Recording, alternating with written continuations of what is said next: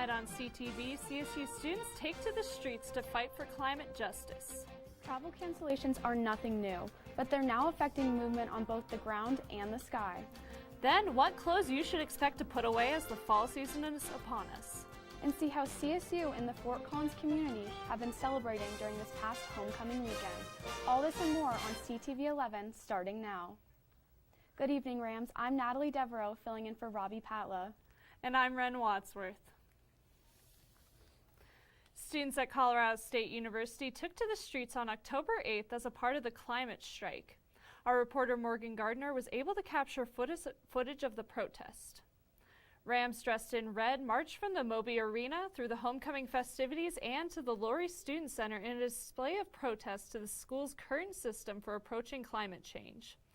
As they marched, the climate crisis activists called for CSU to unionize and create climate justice. ASCSU President Christian Dixon spoke on the Oval about implementing a $10,000 grant towards sustainability in the school. There has been no response from President McConnell or the administration in regards to the march. Fort Collins police warned that a new dangerous trend has made its way to neighborhood parks. The police department warned the Fort Collins community on October 6th that teenage fight clubs had begun appearing in public parks. After responding to the reports of the groups, police report that the incidents involved teenagers intentionally physically fighting while other participants watch. In response to the clubs, police have increased surveillance in city parks and neighboring areas. Students can anonymously report any information through Safe to Tell, and residents who witness any related activity can contact the department non-emergency line at 970-419-3273. Residents living near Adora Park woke up to an unfortunate surprise Friday morning. Nearly 10,000 gallons of sewage was pouring into the park's pond Spring Creek. The leak came from a C&L Water Solutions bypass hose, which came loose from a manhole and began draining wastewater. C&L has been working on updating the sewer lines under the park, but now are collaborating with the city in a cleanup effort. They urge people to steer clear of the creek until further notice. Nearly 200 Southwest flights have been canceled since Sunday at Denver International Airport and over 1,000 nationwide. Many people have been affected by the delays, including CSU families who are traveling for the homecoming weekend celebrations. Southwest put out a statement saying the delays came from, quote, air traffic control issues and disruptive weather, unquote. There is speculation the delays arose from employee protests, but this has not been confirmed. Those who rely on the MAX buses to get around town should expect an increase in their commute time. With the ongoing shortage of bus drivers, transport will now be reducing the frequency of the MAX line. Instead of coming every 10 minutes, the buses will now arrive every 20. The new schedule will go into effect on October 25th. This isn't the first repercussion transport has seen due to their lack of employees. In September, 2 other routes were suspended, and there has been no service on Sundays for the MAX since back in October. However, after receiving feedback from riders, Transport decided to just decrease the runtime of the MAX line rather than canceling routes entirely. Transport is still actively trying to recruit drivers, and current bus times can be found at ridetransport.com/routes/max. Fort Collins parks are facing a funding gap that has been growing for close to 20 years. They are now experiencing what is called deferred maintenance, which means the long-term upkeep of the facilities has not been met and requires immediate action before it is too late. The original $600,000 allotted for asset management back in 1993 is not enough to maintain the parks anymore. An estimated $6 to $9 million a year is what park officials say they need. Due to the shortage, there are repairs that need to be done in the nearly 50 parks in town, which is impacting the safety of some of the public spaces. There has been some safety hazards, and we've had to close things. The parks aren't the only things being worn down. Employees are also feeling the effects of the shortage with having to patch up what they can until funding increases. And I know how hard it can be sometimes when you want to fix something and make it look right, and you just don't have the resource. One of the most sought-after repairs is for the Roland Moore tennis courts, which have been consistently riddled with cracks. They are a popular spot to play at, but no long-term plan is in place to care for them. I don't know if it's a crime, but it should be. I mean, really. Besides funding, one of the goals of park officials is equitable access. They want residents to all have the same level of service and recognize there are design disparities between parks such as Twin Silos and Lee Martinez. Big part of the town, the culture of the town, so having parks that you can get to, quick access is important. Park employees are working hard to secure the funding, and for many, it's their main objective. I want to be able to sleep well at night, then I know that this system is being taken care of. There has been a master plan submitted to the City Council with ways to aid funding such as a sales tax or donations. Park officials are optimistic they can bridge the monetary gap and hope by next November to have a concrete plan in place to preserve the parks for the community. Well, if you do want to go spend some time at the parks this weekend, hopefully we'll have some good weather to enjoy. What do you think, Kenny? Well, thank you, Ren. I think your hopes for good weather, they're a little misplaced. It's going to be cold and rainy this week. But Rams, be sure to stay tuned until after the break, because after the break, I will be telling you which days will be rainy. I'll be right back. Hi. You think you're probably sober? Yeah.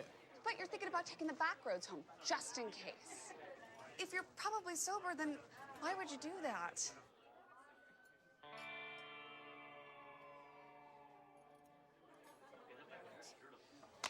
Good choice. Probably okay isn't okay. If you see a warning sign, stop and call a cab, a car, or a friend. That's a full glass of wine. I'll be chatting you later.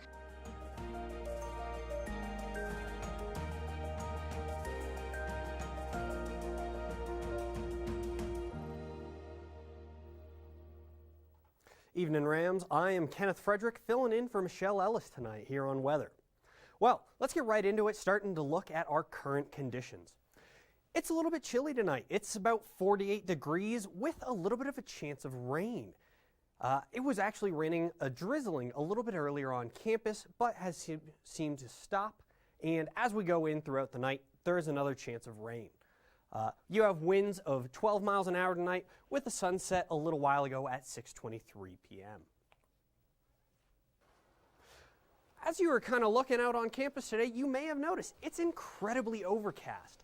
And with that overcast comes a little bit of a chill. We're expecting some cooler temperatures this week. And as you might have also seen, Rams are starting to wear their sweatshirts and heavy jackets on campus again. Honestly, I think I'm kind of ready for some heavier jacket weather after these hot weeks that we have had in the last few. Well, looking at our overnight lows, going down the I-25 corridor, you'll see that we're mostly in the mid to high 30s, with Fort Collins up here at 36. As we go out across the eastern plains, it's a little bit chilly tonight, with Lemont even getting down to 29 degrees. 30s up and farther out on the eastern plains. And as we take a look at the west, it's going to be some more even colder temperatures. Nothing above 30 except over there at Grand Junction, sitting at 38. Going into tomorrow's highs, it's going to be a little warmer. We have 60s all up and down the I-25 corridor, with Pueblo being our standout at 69. Out there across the eastern plains, it's going to be into the low and mid 60s, except Lamar at 71. Going across the mountain, we can see it's going to be in anywhere from the low 40s to the mid 50s. It is definitely advisable that if you are going out tomorrow, I would suggest bringing some type of sweatshirt. It's going to be a little bit of a colder day. And going into tomorrow's forecast, it's going to be a high of 61 with a low of 25. We don't have much of a chance for rain tomorrow. That's going to be saved mostly for Thursday. You'll have your sunset at 6:22 p.m. and Rams, tomorrow is going to be a nice sunny day. Going into our 5-day forecast, as you can see in the beginning of the week, it's going to be a little bit colder, with mid-60s and then 44 being those lows. And Friday is going to be our high at 71 with a high of 49. Saturday and Sunday, as we get into the weekend, it is going to be into the high 60s with not much chance of rain. And looking back out, you can see on Thursday, we are going to have our highest chance of rain with about a 60% chance. If there's a day to bring an umbrella to campus, I suggest that it is Thursday for you Rams. And that is all the weather that I have for you tonight. But be sure to stick around after the break, because Natalie and Ren will have more news for you right after this.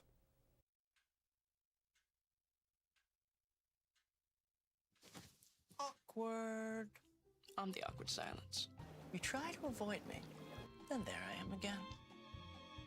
But an awkward silence can be a great thing. Like Kelly here is about to demonstrate. You haven't really been yourself lately. Are you okay? Find out how you can help a friend with their mental health at seizetheawkward.org.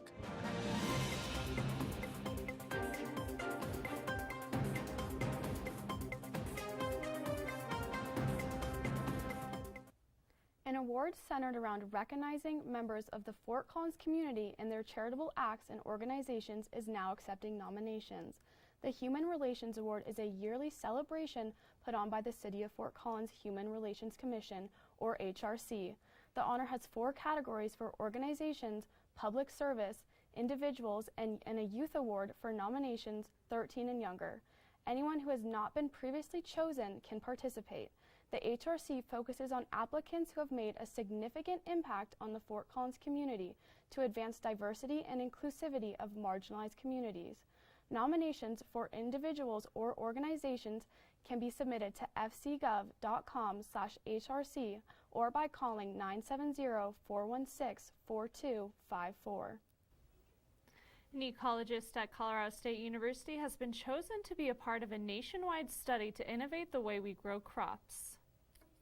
Researchers at Colorado State University are teaming up with universities across the country as a part of a $10 million study into land and energy-saving crop growth. Overall, the entire project is looking at how agrivoltaics, which is agriculture underneath voltaics, which is your solar panels. So if agriculture is sustainable under solar panels, what kind of microenvironment is under these solar panels, and if that's conducive to plant growth and how that changes. The research is headed by CSU professor Dr. Alan Knapp and is funded by the United States Department of Agriculture's National Institute of Food and Agricultural Research. What we do is we quantify the amount of light that gets underneath solar panels, which would actually surprise you because you actually get a lot of light that gets in at a different angle, maybe not directly at solar noon, but you get a lot of light underneath solar panels. The productivity of the photovoltaic solar panels will be recorded based on things like the light, moisture, and temperature of the crops underneath the solar farm. Through these arrays, agricultural productivity can increase while also offering an economic incentive to landowners to build the solar panels. Photovoltaics are very important because when you think about renewable energy, it's going to be great to move away from fossil fuels, but also in a way that is sustainable and not taking up just dry desert lands. Researchers at Colorado State University continue to innovate new ways towards a greener, more sustainable campus and world. While this solar method is quickly becoming popular due to its dual land use, others may be concerned that this change causes a negative crop yield. As a result, some countries have prohibited these photovoltaic arrays from replacing agricultural land. In response to this, Knapp's team planned to find conclusive proof over their 4-year study into the benefits of this form of solar and crop production. The unveiling ceremony of the Hand That Feeds statue happened Saturday afternoon in Sugar Beet Park. The statue was created by Frank Garza and is a monument of remembrance for Mexican and Hispanic beet field workers. Sugar beets were once an essential part of Colorado's economy, and by 1920, the industry was the largest employer of Hispanic people in the state, though many feel the workers' contributions are underrepresented in history and wanted to build something in the community to show their appreciation. The bronze statue features a hand that represents the workers, and a short hoe tool depicts the tedious work they did. The monument also includes stairs engraved with the names of the laborers. The sculpture cost around $300,000 and was heavily funded by donations. The finished product was done just in time for Hispanic Heritage Month, which falls between September and October 15th. If you were awake at 4:30 the morning of October 3rd, you may have seen the sky in Colorado was lit up by something other than the moon for a few seconds. Home security cameras in Colorado caught the fireball lighting up the sky, and residents of Colorado, Wyoming, and New Mexico reported over 50 sightings of the ball of light to the American Meteor Society. The AMS responded that this was a meteor that was approximately 100 times brighter than the moon. Experts with the Meteor Society believe that the instance was extremely rare due to how bright the fireball was, how close to the Earth it was before it burned up, and its geographical location. Meteors and fireballs occur several times a year, however, more often than not they occur over the ocean or during the day when they can't be seen. If you miss the fireball, it won't be the only asteroid visible in the sky, and you can view the Orionids meteor shower on October 20th and 21st right here in Fort Collins. Now, I haven't had the pleasure of actually being able to see a meteor shower in real life. How about you, Natalie? I actually have. Back in California in the mountains, I've seen a few, and I can say they're definitely beautiful. Yeah, I'm sure they are, and it's so cool that we're getting to see one right here in Fort Collins in a couple weeks. But Definitely. yeah, well, Rams, that is all the news we have for you today. But don't go anywhere yet. Brandon Cruz is up next to tell you all about CSU's impressive weekend of athletics. Stay tuned after the break.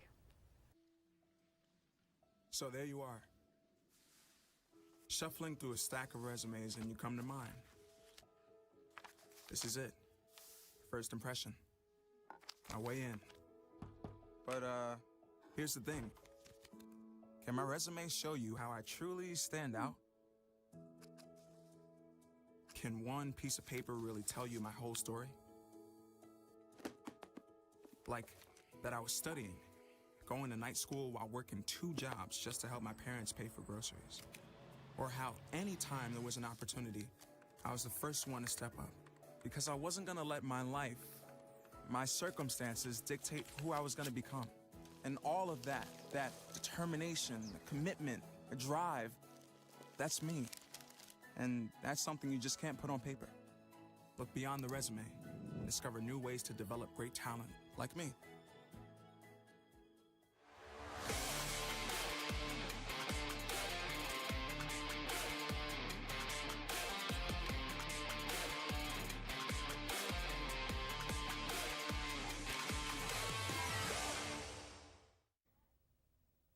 What's up, Ram fans?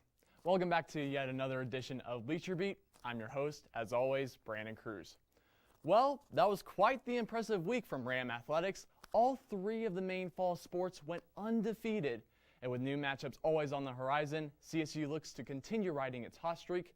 As has become tradition on Tuesday nights, I'll detail all of the games on the upcoming schedule. Plus, even after an early exit in the playoffs last year, the Colorado Avalanche remain Stanley Cup favorites. Get your preview of the Avs season right here on Bleacher Beat, which starts right now. Like always, we'll open things up with a CSU sports rundown. And boy, did CSU come out to play for the homecoming crowd or what. I know you heard it during yesterday's show, but there's no harm in repeating it. The Rams won a combined 5-0 last week. Let's see if CSU can keep tallying up the W's beginning on Thursday. When volleyball hosts New Mexico in the annual Pink Out game, the Rams have been fantastic to start conference play, going 5-1 and outscoring Mountain West opponents 16 sets to 4. And with that in mind, there's really isn't much doubt that the squad sits atop the league standings. Following this Pink Out contest, CSU remains at Moby Arena, welcoming in-state rival Air Force for a Saturday afternoon showdown at 1. And volleyball isn't the only women's sport enjoying a recent surge. Rams soccer has won its last 3 and hopes to make that streak into 5 by the end of the week, hosting Nevada on Friday before ending with UNLV on Sunday to conclude a 4-game home stretch. And unlike the other 2, football actually leaves Fort Collins this week, traveling down I-25 to, like Coach Hilbert's squad, battle New Mexico in a late afternoon affair with the Lobos at 5.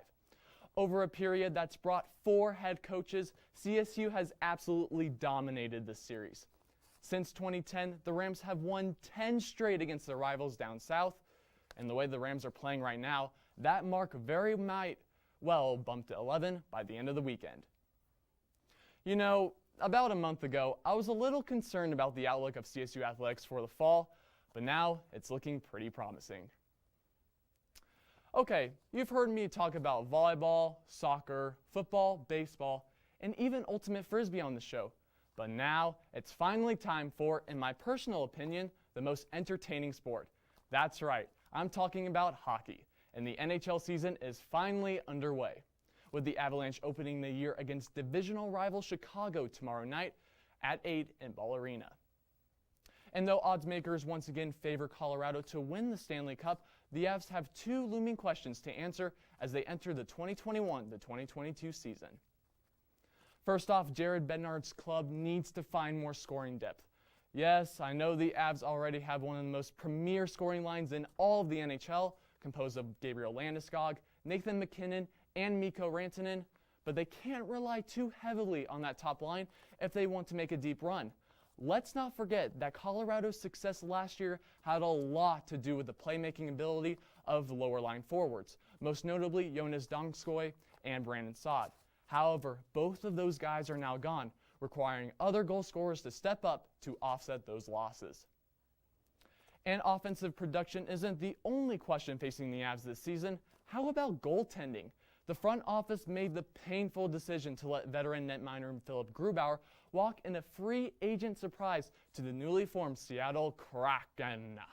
Yes, that's my Davy Jones impression from Pirates of the Caribbean. But anyway, instead of making their own free agent plunge, Colorado went to the trade market and paid a hefty price for Darcy Kuemper from the Arizona Coyotes.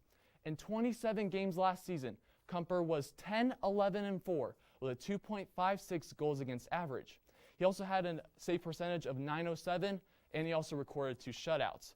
Though that line may be impressive, and it is, don't get me wrong, Kuemper was actually much better in his previous 2 seasons, but nonetheless, he's still a great goaltender for the Avs.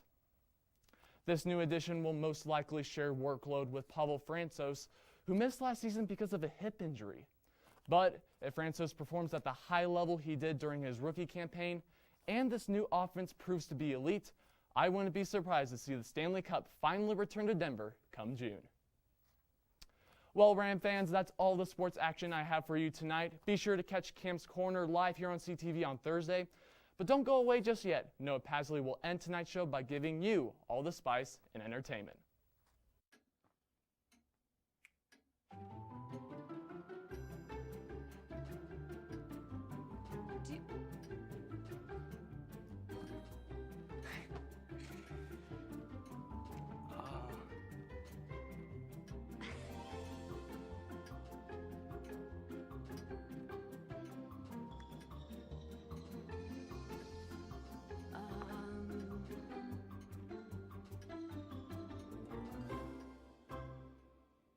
Listen, you're my friend. I noticed you haven't really been yourself recently. Yeah, I feel like something's up. How are you? Are you okay? Is there anything you want to talk about? I just want to know how you're feeling. And listen, even if you don't know what to say, I'm here to talk. No matter what you're going through, I just want you to know I'm here. I've got your back. when you want to talk, I'm here.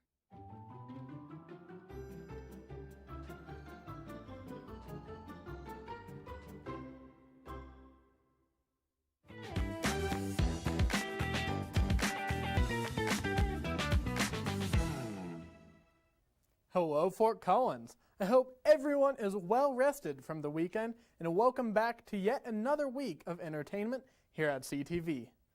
One of my all-time favorite things about Fort Collins is the host of local businesses with trinkets to bring back home for the holidays. But there's maybe no better way to find them than Fort Collins' own Handmade Market NoCo. The organization, which began this year as a way to celebrate local artists, has been coordinating outdoors markets at several Fort Collins breweries and businesses to make a safe space for creators to advertise their products and support other local vendors. One such market was held last Sunday at Rally King Brewing Company and the Axe and the Ale, but two more are scheduled on December 5th and December 12th. But even with the holidays in mind, it's so fun, surely just seeing the other vendors and how amazingly talented and incredible they are, seeing customers and being able to talk to customers about my own products that I love, it's super fun. And having them at breweries is also like a great bonus because people are always happy and chill and hanging out at breweries, so it's always super fun to be at events there at breweries. But even with the holidays in mind, surely CSU students didn't miss our very own traditions this last weekend, as an in-person homecoming weekend kicked off with a bang, literally. After being postponed for a year due to COVID-19, CSU's campus roared back to life for homecoming on Friday night, starting off with a DJ and a bonfire outside of the Laurie Student Center, and followed up with the annual lighting of the A, and of course, a massive fireworks display to boot. Amid all the festivities of the weekend, though, homecoming was far from the only celebration here in Fort Collins. Midtown's very own Blue Moose Art Gallery was underway with its own 5th birthday party. The Blue Moose, located off College Avenue. I love this place, and it's magic. The Blue Moose, located off of College Avenue, treated its guests to live music from local band The Pride, as well as refreshments and even live art demonstrations hosted inside. The gallery, which is co-managed by more than 20 artists and advocates and houses over 3,000 pieces, will also be part of the Fort Collins Artist Studio Tour later this month. I've had folks come in, I just love this place, and it's magical here, and they just want to talk and hang out and look at the beauty of the gallery. So it's becoming, I think and hope, kind of a community gathering place here. The celebration itself may be over, but there are still plenty of ways to get your fill of the local art scene, whether at the Blue Moose or at an offering like this theatrical performance coming to the Lincoln Center. Just in time for the Halloween season, the Lincoln Center in Fort Collins is once again hosting a series of performances for Bram Stoker's Dracula. Viewers can get their frights and bites on until the closing show on Saturday, October 23rd. Fort Collins, thank you once again for tuning in to entertainment. Be sure to check in again tomorrow for another episode of CTV's Local Beats, and have a terrific rest of your week.